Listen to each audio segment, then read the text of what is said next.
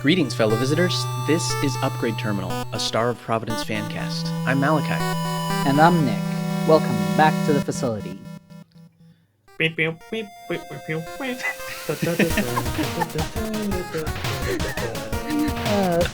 Great timing.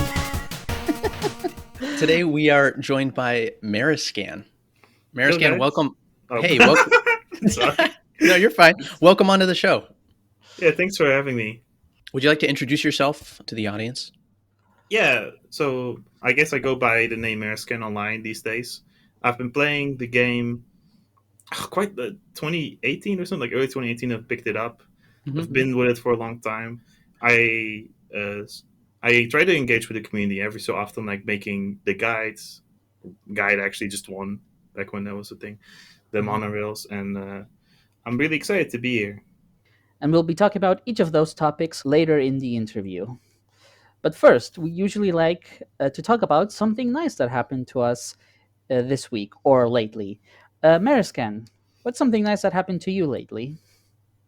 My dog has been sick the past few weeks, but she got surgery this week, and now, well, like I don't want to get into specifics because it's kind of gruesome, but she's doing like all better now. She's been like running around, jumping, being like all healthy again, and that was basically like the start of this week. So I've been really grateful for that. Well, that's wonderful.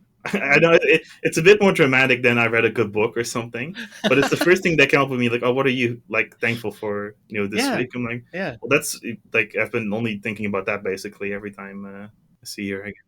Well, I'm glad that she's feeling better and that you have a healthy and happy dog with you again. Mm-hmm. Yeah. What's her name? Coco. Coco. Okay. Yeah, I've had her like she's an old dog now. She's almost 12. I've had her like basically since I moved from like my old house. Mhm. So I was really devastated when she was like almost going blind basically because of this thing that was happening to her. Oh, But wow. yeah. I'm sorry to bring it to such a heavy note on what's No, supposed to no, be like no. a gaming podcast. Well, it's got two flavors. It's a little heavy, but then it's happy because things are going much better for Coco now. Yeah, for sure. What kind of dog is she? A mix between like a what actually? Okay, so the breed that she has is called a double doodle. It's like a Mhm. mix between a poodle, golden retriever, and Labrador or something. It's just basically Oh, like wow. a white, fluffy, happy dog. Whatever you have in your mind right now, that's almost certainly it. Uh-huh.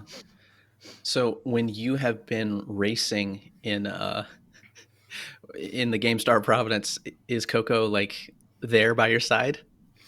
I think she would get too excited when she starts seeing me sweating. She would like come over to my because she knows when people need a hug. Basically, like whenever Oh. someone's getting like really anxious or like looking around, she'll put Hmm. like her face on like the side of your leg Hmm. as like a way of like calming you down. Also to ask for like rubs and stuff like that. But we Yeah. believe she does it because she cares.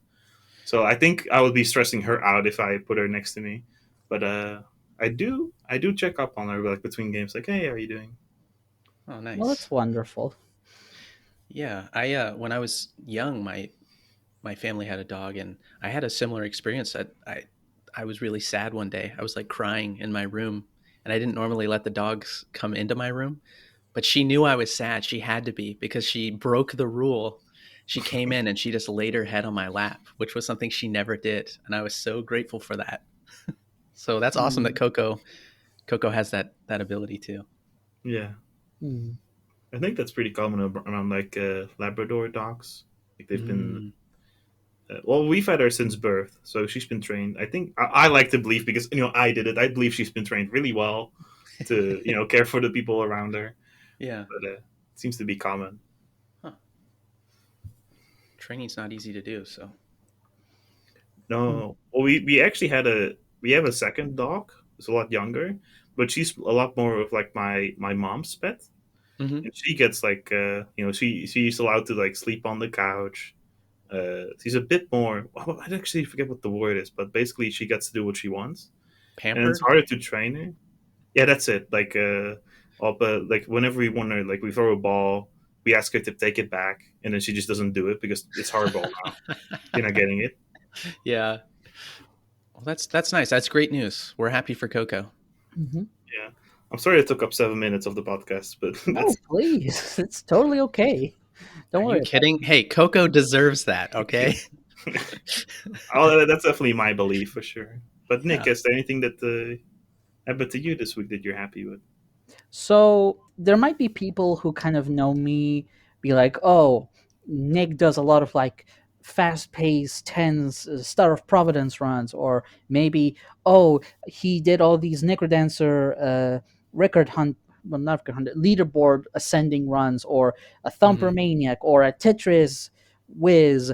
And what a lot of people don't know is that a long time ago, one of my favorite things I liked to play was kind of these cooking slash restaurant management games.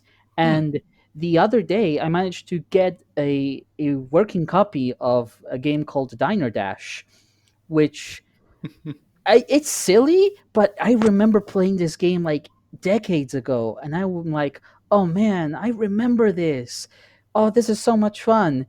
And I had forgotten that it's actually also still really difficult because it starts all nice and chill. It's like, oh, yeah, you just have a couple of customers, you just wait the tables, you send the orders, it's fine. At the end of the game, there's like, okay, there's 10 customers in line waiting for you. People want snacks, they want the menus, they want the food, they want the bill. And it's like, oh God, oh God, oh God. It's so stressful.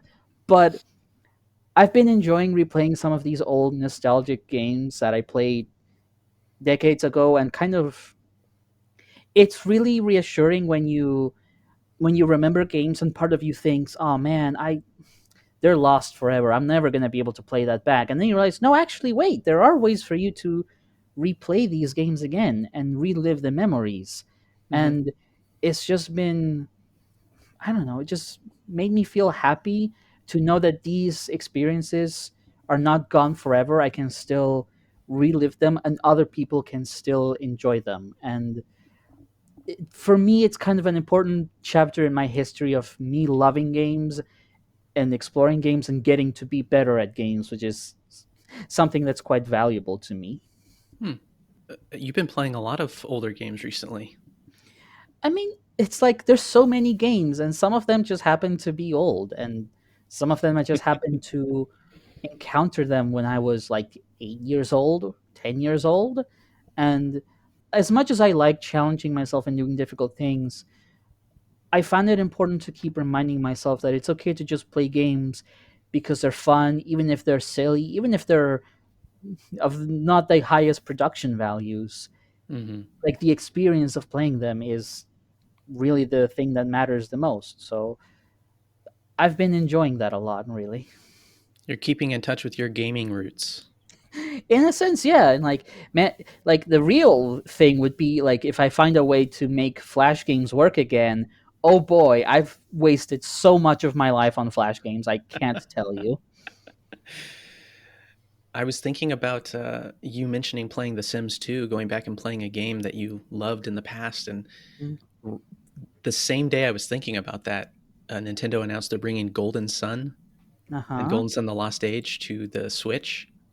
Oh, And that is something that, you kind of whetted my appetite for going back and playing an older game. I'm like, I'd like to do that too. And now Golden Sun's coming out. Oh man, I'm gonna play the heck out of that thing. Are you gonna share with your children too?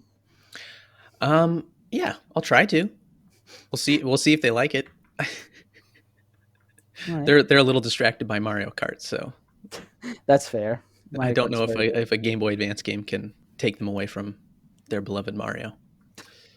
yeah, but it's like the best GBA RPG, isn't it? I've heard like great, Oh yeah, good I'm stories about biased, how but good it is. yes. I mean, it's certainly a flawed game. So if you do go back, if either of you play it, keep that in mind. It has like pretty unbearable dialogue, but the mechanics and the graphics, especially for at the time, it was incredible. It was like Mhm. 3D turn-based battles on Game Boy Advance. It blew my little mind. What's something nice that happened to you, Malachi? Well, it's a combination of something bad, but that has also been enjoyable. It's been really, really cold here in Washington this weekend. Cold enough that you can't really do anything outside, at least not for long. and our windows and doors have kind of frosted over. And I've learned which windows are not sealed totally Oh, correctly because we've got some frost coming in, forming in the house. That hasn't been fun, but we've cranked the heaters and we've kind of just snuggled up in our cozy home, and that's been really nice. Looking at the snow outside through the window is very beautiful. So that's been nice, just being warm when it's cold outside. And I also had a friend send me a package that arrived this week of some drip coffee from Taiwan. It's hmm. a brand called Kingship, but Taiwan has this type of drip coffee that I don't think I've seen in the US, where they're individual packets and you open it up and you can hang it on a mug, and then you pour hot water onto it and it filters through there just into your mug. So it's like single serving drip coffee. Huh. Yeah, it's awesome. It's really, really good. And I made one in the office this weekend. Like all of my coworkers are like, even the ones that don't like coffee are like, what is that? That smells amazing. It's like, oh, it's coffee. So Taiwan really, really does coffee well. And next time I'm there, I'm going to have to buy some more of this kind of drip coffee so I can share it with more people. But yeah, that's what I've been enjoying this week. I need to hang out with you because you apparently have the best coffee, and I'm jealous. I'm always willing to talk coffee. Now, if now, if only you could send me coffee, that would be great. I can send you coffee recommendations. Meriscan, what games did you grow up playing? Well, I didn't have like game consoles Hmm. until I was like maybe 12. I think I got like the Wii. That was like the brand new thing for Hmm. me. But I didn't play on that much. I had a really, really cool uncle. Well, in my opinion, cool because what he did, he saw my laptop and he said, "There's no games on here." He just installed a bunch of like old emulators, like Z-SNES, like the really bad old version. If you guys have ever seen that, and he always was like, "Here, you can play like Super Bomberman, Mario World." So that was basically my childhood. Like, Wow, that is a cool uncle. yeah, he was really uh but he basically influenced like what my like my taste in games is even till this day with Oh that kind wow. of. But I think around I knew of like the when like indie games like Castle Crashers, like when the first wave of those like power games started to get popular on like Xbox Live, Hmm. but I didn't play them until they came to Steam in like 2012, and that's I guess when I also started with my fascination in like, oh, what are, these old games are cool, but what are people making now that are Hmm. that's also a bit more to my taste, like usually very hard games, stuff like that. Hmm. And did you play a lot of shoot 'em ups or roguelikes before Monolith, as it was known then? Yeah. I definitely played roguelikes before Monolith. That's also why I love Monolith so much because it's the best one. But it's I said Monolith.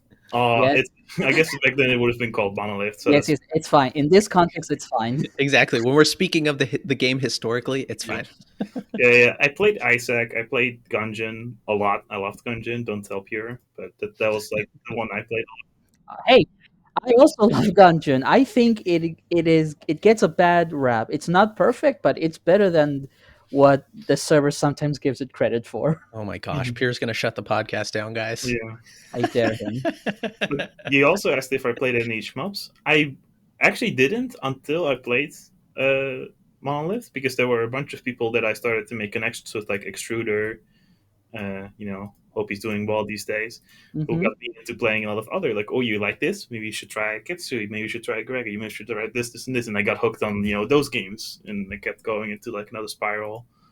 That I spent my life in for like 2 3 years.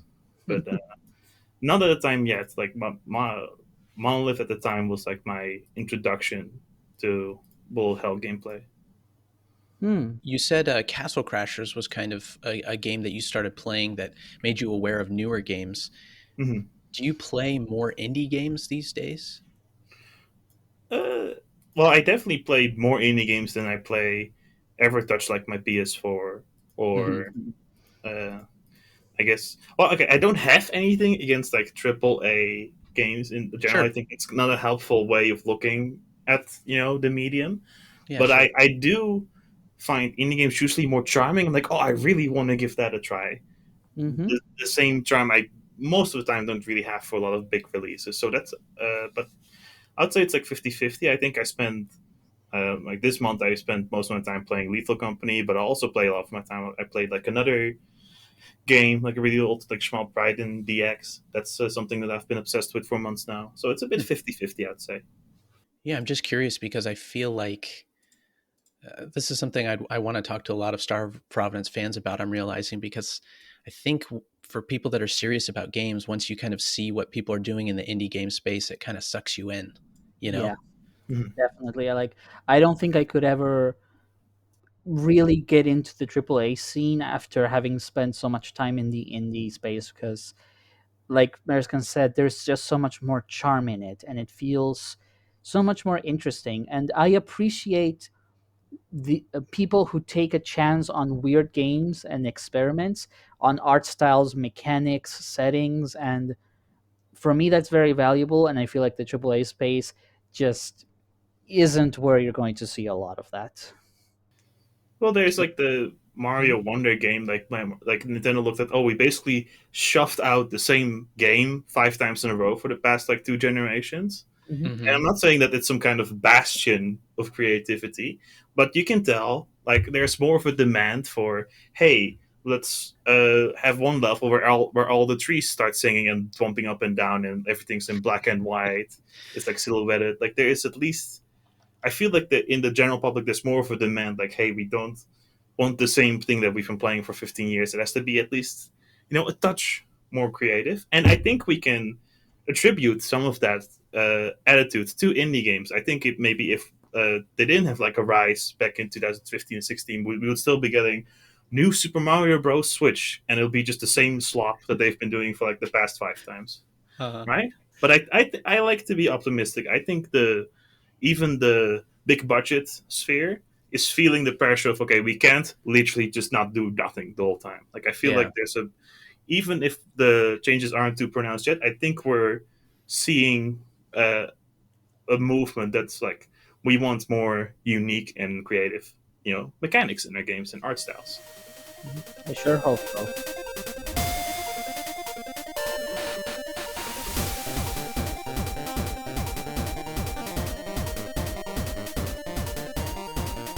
So, Mariscan, how did you first learn about Star of Providence? Well, one of the channels I was watching for like new PC releases at the time was Hmm. I promise this is going to go back to Monolith, but I'm going to start this with like Total Biscuit and his co-optional podcast. He used to have a lot of guests on who would make recommendations for, hey, what have you've been playing recently? Hmm. And usually, since it's a personal recommendation, people will be like super enthusiastic about it, right? Yeah. And one of those episodes had Slow Beef in it, and he had this weird roguelike called Monolith that he basically spent like 15 minutes telling everybody about to Oh, play, wow. and it just looked amazing to me. I think I watched. I don't think I bought it immediately. I think I watched his stream like for a bit. Hmm. Like, oh, okay, this is because the footage they used in that episode was basically just like stage one over and over again. I'm like, okay, well, what else is there in this? Yeah. And I think I lied to you at some point, Nick. I think I said I started playing the game in 2017.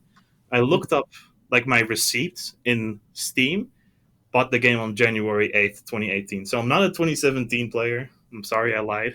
I bought the It's game in fine. 2018. I It's dropped fine. it It's fine. the same day, I believe. So But It's fine. You're still, relatively speaking, an ancient player in that regard, so it's all cool. yes. Yes.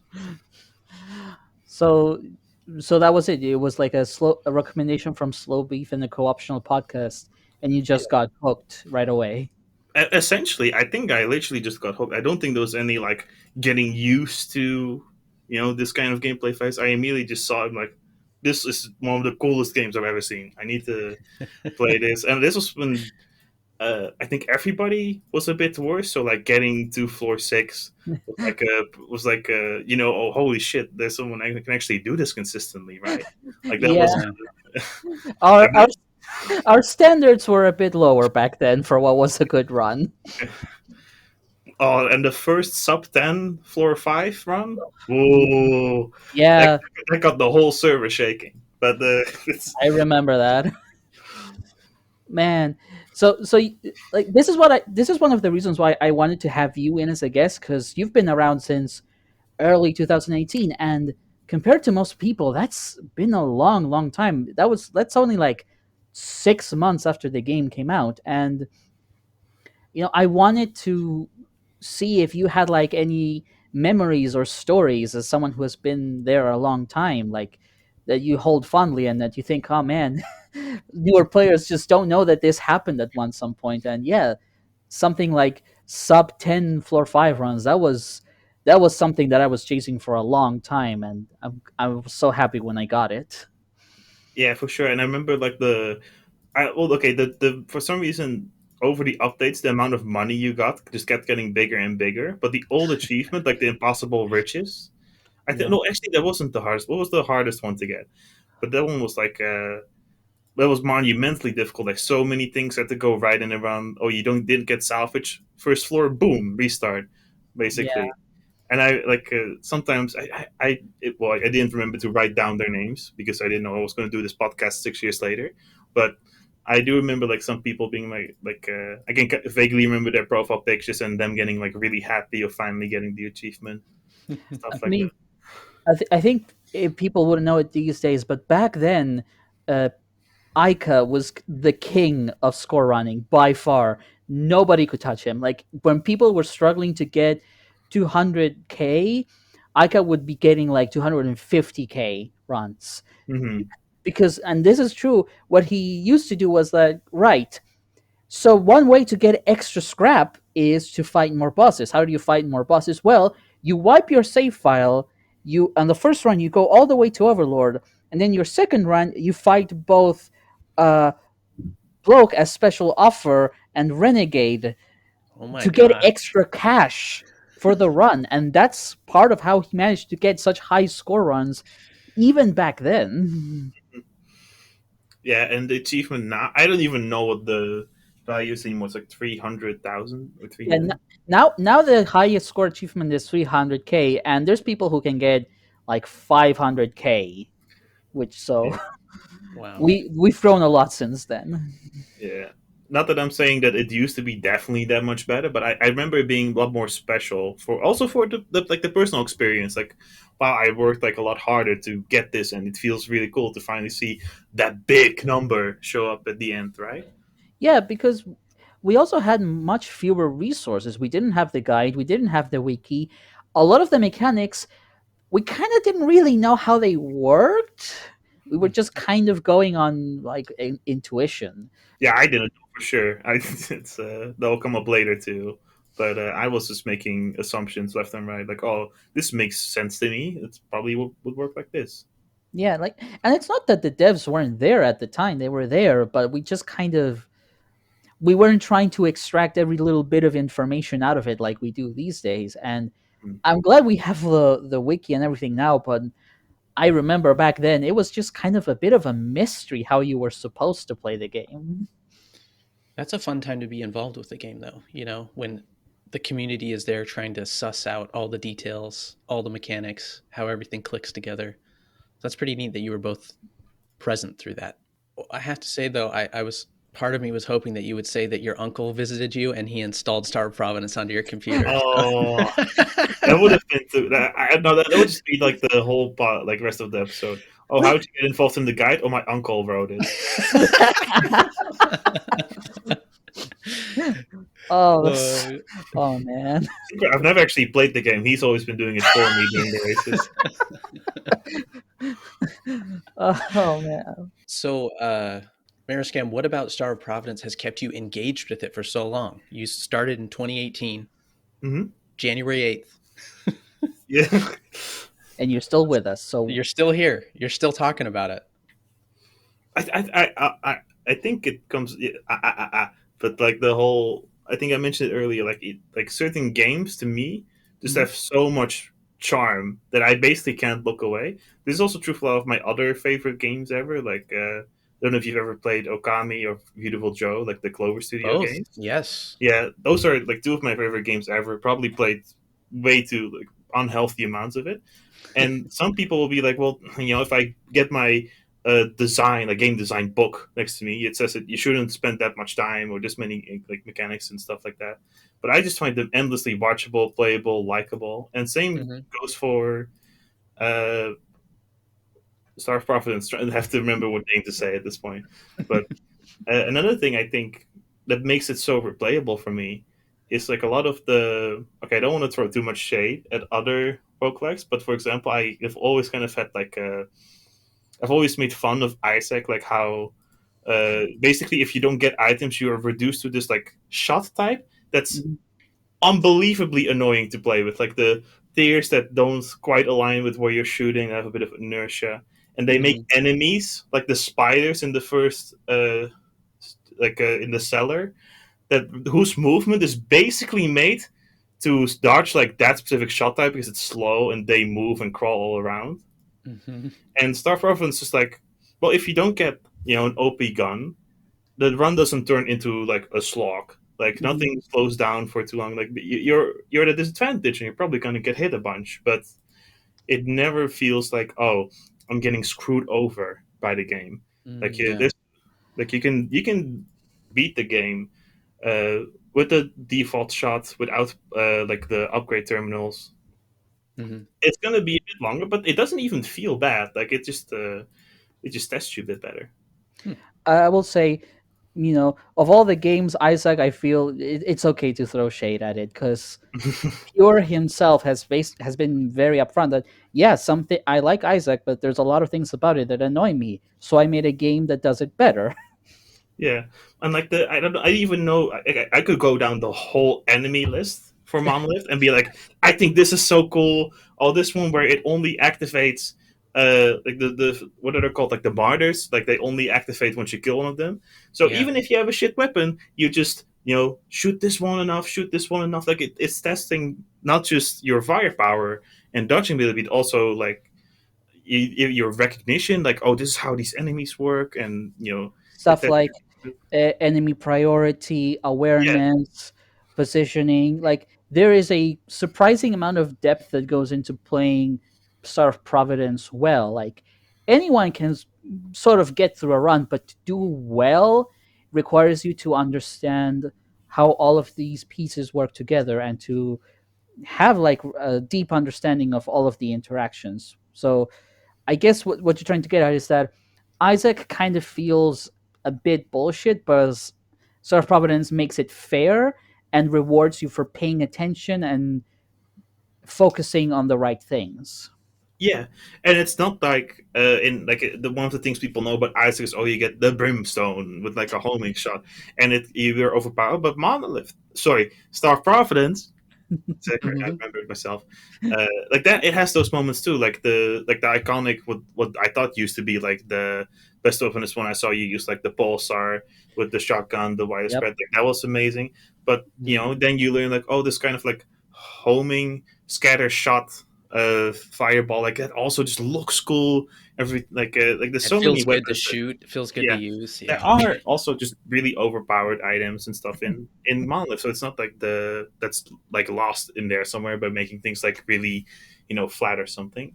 Like the highs are still there, and basically none of the downsides, in my opinion. Pure has made it clear that he still wants there to be those rare runs where you just happen to find something insanely powerful. Hmm. But he Team D13 in general has made sure to make the game such you don't need any of that stuff to win. It's nice and it gives you a very easy time, but you can still definitely win with basic tools. The game is designed so that you don't you don't have to meet a certain threshold of power to progress. You can just do it with what you already have. You just have to know how to utilize it. Yeah. They want you to feel challenged at times, but they don't want you to feel shitty. Well, it's the I try to make the distinction between something being bullshit and Mhm. Hmm. something being a slog. Like sometimes in Gungeon, what they do, like in the later loops, is they have the same bullet enemy, but to make it more difficult, they just double its health. Yeah, It's that's a like, and that's the kind of difficulty that I really hate because it just makes the game slower. Not even more difficult. It's just things take longer, and that Yeah. luckily like nobody at D2C was like, okay, well we're just gonna, what we're gonna do. In the final floor, we're just gonna have the ghosts, but they have triple the health. Like I'm Yeah, very glad you've got some actual scary shit that's down there, right? That Yeah. you yeah, like engorged. That's on there. Have fun with well, that. yeah. But that's not just well, that's a whole bunch of ghosts to get at. I guess that's what the engorged is. But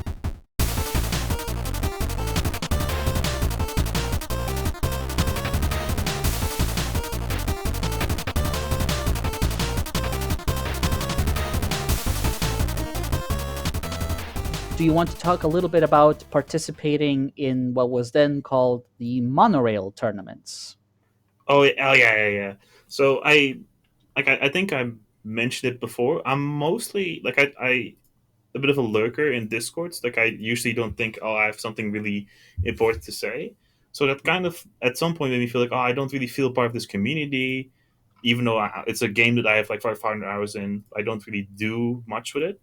And Hmm. then it's like, oh, we're gonna have like a bit of a tournament. Like, still, I think it was a bit casually presented. Like, hey, this is not like the Thunderdome. This is just like people playing together, starting to see who's best. At the time, it was kind of pretty casual because we didn't have we weren't very organized, and there wasn't a lot of like momentum behind it. So it was just kind of like, hey, let's just get together and just stream a bunch of races. And I think that was really good because that made me like feel, I guess, welcome in that Hmm. sense. Like I didn't feel like, oh, I need to have like my monorail cred like ready. Like, oh, look Hmm. at my times here. I can just join in and Hmm. see how far I'm able to get. I don't even remember my placement. Did I get second in that one, or did I die You got earlier? second. You definitely got second, I believe, in monorail too.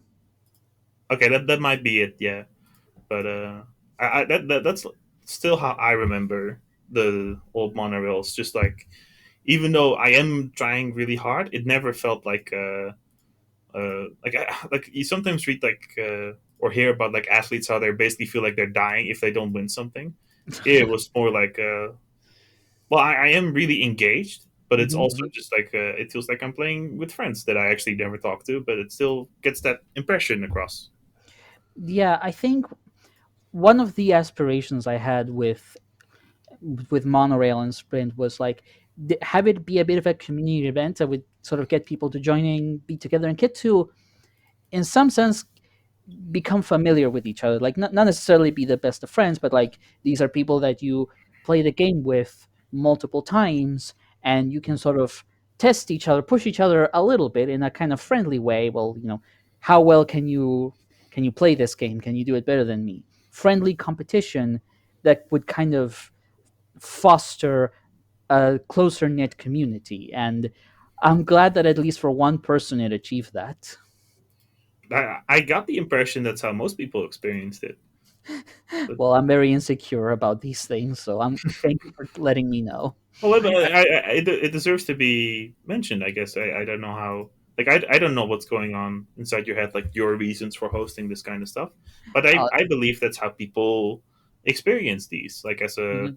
both serious and competitive, but also very friendly and welcoming environment. Yeah, I agree because I was invited to participate and I am not a good racer. And I remember expressing some hesitation, like I probably shouldn't do this because I'm not on the level of anyone that's playing. And everyone was like, no, just join in. mhm. And I definitely felt the same way, Meriscan. It was very welcoming, very friendly. And I think that overall it was a net positive for the games community, you know? One of the worries that I always had was like, especially from some of the other communities that I had seen, you kind of have this thing where you have a stratification of players based on skill level. It's like you Hmm. have the top players, and then you have this hierarchy, and then you have with the newcomers below. And I'm like, I'm not sure if that's how I want to do this. I want it to be very much, you don't have to prove yourself to be part of this. You don't have to show that you're good at the game to, participate. Like I want it to be very open. Like, you know, Hmm. with some minimum of like, okay, you need to have like an account for Discord, an account for streaming. You need to have certain availability, like certain practical considerations. But Sure. we don't ask you how good you are at the game because that's not the point, really. The point is to just get together and have fun doing this. And there have been um, players who say, "Oh no, I'm terrible. I'm not very good at this. I'm probably just gonna be knocked out immediately," and they make it further than they expect. So you know, I'm glad we didn't do that, and we just be like, you want to be part of it, just be part of it. You want to just join in, you want to be part of a casual exhibition race, go for it. Like, just I want people to feel like they can just step into this and be part of it however they feel comfortable. And I hope that in the future I can continue doing that. And if you don't mind me saying so, Meriscan, I do hope I get to see you in some form or another participating in future events. Yeah, yeah, yeah, of course. I always, whenever you ask it, I feel like I have to preface with I haven't raced in a long time, so don't expect me to be like the best ever. But I also know that's not like the concern. It's more Hmm. of Hmm. like getting people together. So yeah, I'll always join these whenever I can. Hmm. Well, that being said, I do want to link the race between you two, that final race from Monorail 2, in the description, because if any listeners haven't seen that, it's a great watch. No, I remember that. I was because it was a best of three. I know it was a best of three because I asked you at that time, "Do you feel like doing a best of five?" And the answer was, "It's very late over here. I need to get some." Oh, yeah. I don't think I could have done that. No, it's very fair. And so it was like one race, and so we were down to the last race of the tournament. And at some point, I had fallen like almost a floor behind you, and I'm like, okay, I just need to focus, and then I just go as fast as I possibly can, and I just barely managed to catch up and then go past you. But I was feeling extremely nervous the entire time because I want to say it on the record.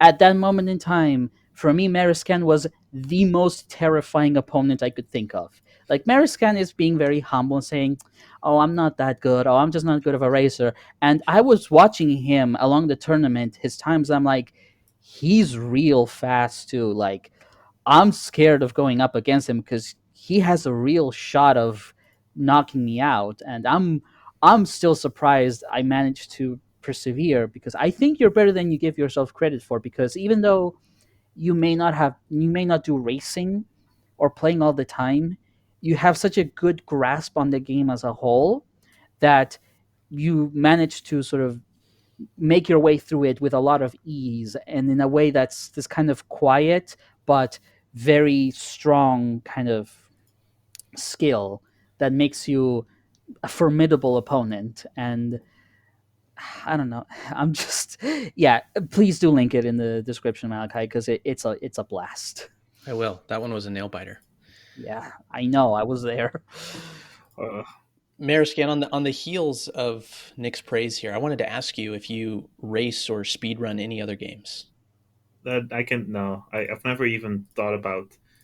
I actually never. I don't know. I'm not like big into speedrunning. I watch GDQ. I watch like other.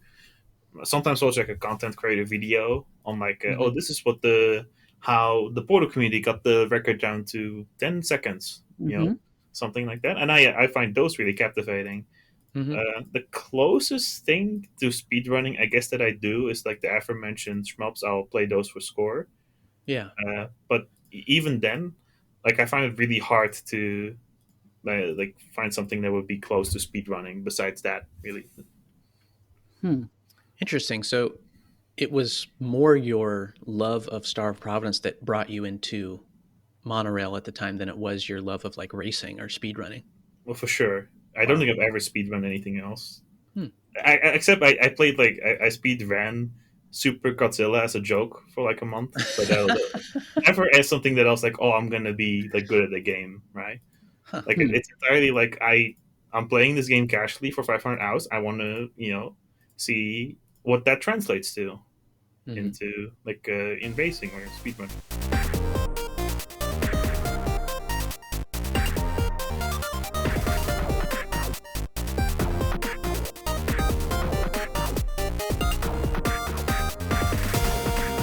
Yeah. So you ended up helping Questcom, the creator of one of the earliest game guides that was on Steam, you kind of updated their guide post Relics of the Past DLC release.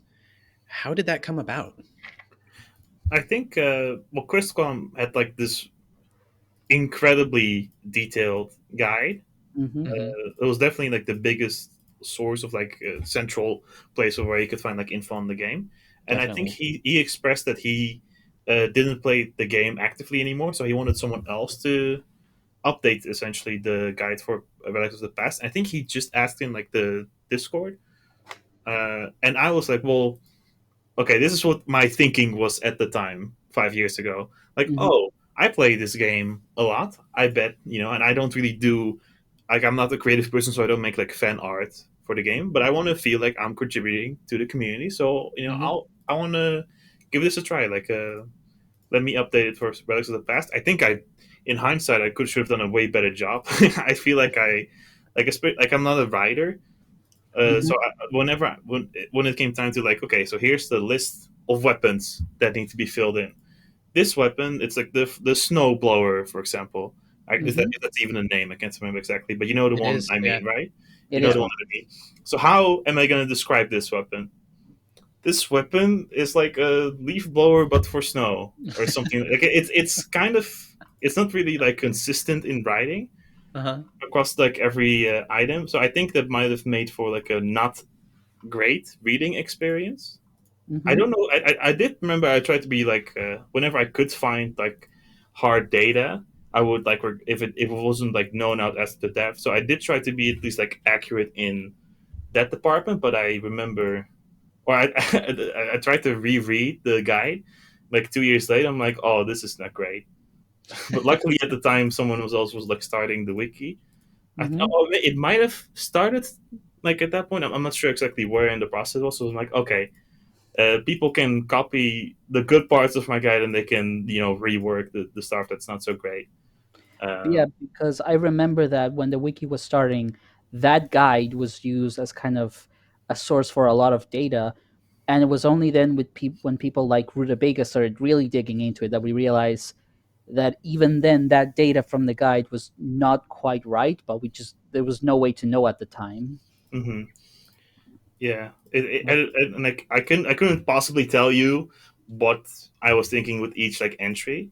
mhm. I remember doing my best, like at least like if I didn't know something I would try to ask the devs or like other people. That would be like the other source. If they didn't respond, I'll just ask like the Discord, hey, does anybody know how much damage this does? I have no idea. Yeah, and that was in the end it was not really verified, but yeah, I out of the things I used to do, like for community related stuff, I wish I had done a better job, at least like making sure like it was thoroughly like researched or something. But and at the moment, like the reason I went for the guy was because I wanted to feel that I was doing something back, like for the game that I cared a lot about, because I couldn't do it in like a creative aspect because I don't write, I don't do art, so Hmm. this is kind Well, of my way of being involved. well, Yeah, well, you were definitely contributing. And yeah, I think the inaccuracies kind of it points back to what both of you mentioned that, in the early days of playing the game, before people were really digging into it and doing deeper research, it was instinctual, And so in that respect, the guide was extremely useful. yeah. I think the value of the guide, at least before the wiki existed, was not necessarily in being a perfectly accurate document, but it giving newer players or players with a lot of questions something that they can consult, and even if it didn't give them completely perfect information, they felt equipped with that knowledge that they could better understand how to play the game better. Even if it turned out it wasn't quite right, it did the job of helping and guiding players, and that's the I think the true value of that guide. And I am very thankful for you for your work for contributing, and I know that feeling of wanting to contribute something to a community but feeling like you don't know how. And this is honestly it's very generous of you to offer and step up and to take care of this project. Yeah, thank you. That's kind of how I tried to see it at the time, like Mhm. trying to give back in some ways. Hey, that's how this podcast was born. So you're doing it again, Meriscan. You're Oh, contributing. it's actually my uncle telling me in my ear what to say next. Hey, and speaking of contributing, uh, you were eventually invited to be part of the beta testing team. So, what was that like? Oh, that was super cool. I also remember the circumstances when I was basically starting like a new job. It was Mhm. really awful, and at some point I just get upset and I look at my phone and I see like Pure send me, Psst, "Hey kid, want to beta test some cool games?" That's how I still remember it, and that was so fun. Like, yeah, I think I probably said some really embarrassing answers like yes, yes, yes in capital letters like 5 times in a row. But yeah, that's been super cool. Like seeing what's coming up, like the ideas of what the developers have in mind, seeing what doesn't work and what gets scrapped, what needs like tweaking. It's I don't know how to describe it. I guess it's just a cool experience of seeing of kind of following like the thinking of the developers and how they perceive the game, what they want to add, what they focus on, what Hmm. they want to see improve. Uh, Maybe sometimes throwing in my own suggestion that gets ignored because it's bad, probably. But Oh, don't worry. I may also make a lot of suggestions that get ignored because they're also bad. I think the thing that is interesting to see is that when you're a beta tester, you get to see a lot of experiments and attempted solutions, and then seeing which one of them ends up working. Because you see the devs they see a problem and they try to think, okay, how can we solve it? And they try some things and then they don't work, and they try some things and don't work, and then they arrive at a solution that works. But it's interesting to see the process of finding that solution and the dead ends that most players don't even get to know were even attempted. yeah, that's a basically the best way I could describe it as well. It's I guess yeah, you see the path of how Hmm. and it's also inspiring myself. To be fair, like I have thought about like making if I honestly if I made a game, it's probably going to be like a monolith clone or something like that. Like I like my two favorite genres are like roguelikes and shmups. So I think inevitably, even if I think go into it like an auteur mindset, I think I couldn't get away from the influence this game has had on both my taste and like my ideal of like something I would ever want to try to make myself. Hmm. Yeah, I feel the same way. So, Meriscan, do you have any thoughts on how the game could improve in the future? Well, like I said before, I usually have ideas, but then even myself, when I look at it later, like half an hour, I'm like, this is stupid. But I actually, okay, to prove that I'm a Upgrade Terminal super fan, I have been like, I've been remembering some suggestions you guys have made over like the past episodes, and one thing I would actually really, really love to see that I don't think would even be that big of an ask, like dev time wise, would Hmm. be like.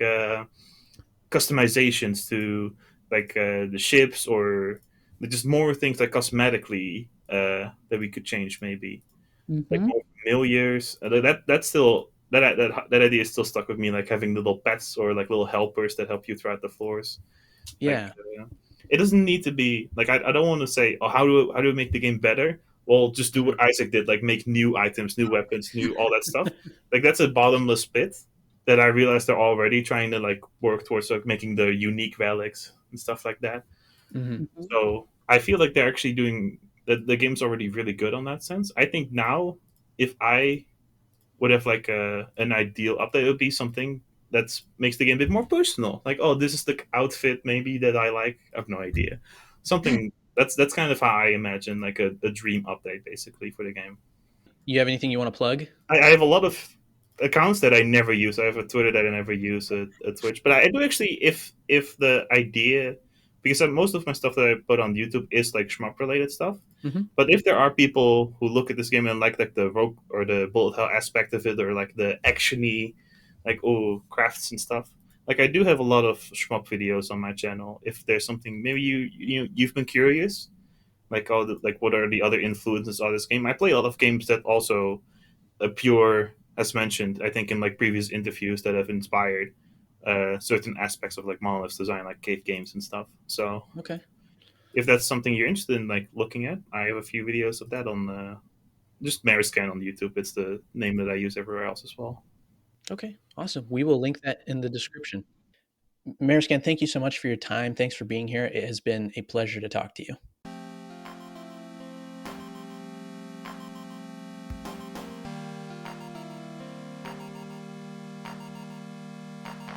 Thanks so much for listening to our Star of Providence fancast. Big thanks to Garoslaw for allowing us to use his music and sound effects. Be sure to check out all of the Star of Providence soundtracks on Garoslaw's Bandcamp, the base game soundtrack, Relics of the Past soundtrack, and the 5th Anniversary Edition soundtrack. If you have any comments or suggestions for the show, you can reach out to us on our Discord server, and we will be posting that link in the show description below. And there you will find fellow pilots to talk with and discuss the show. Thanks for listening. We'll hope you'll join us next time.